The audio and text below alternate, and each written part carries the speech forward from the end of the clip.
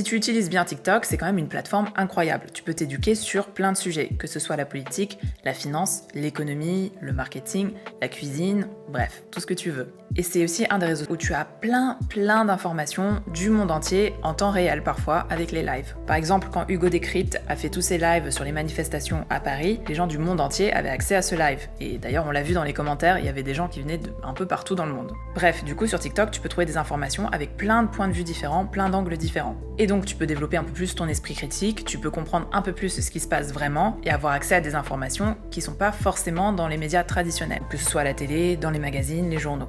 Ce qui est plutôt une bonne chose. Alors, je dis pas qu'il n'y a pas de fake news sur TikTok, faut faire attention quand même à ce qu'on regarde, mais TikTok, ça reste un outil qui est quand même assez puissant en termes de liberté d'expression, en termes d'éducation, d'information. Et ça, bien évidemment, ça fait peur au gouvernement américain. Mais bon, juste pour dire que le ban de TikTok, c'est pas... Enfin, ils en ont rien à faire des données des utilisateurs.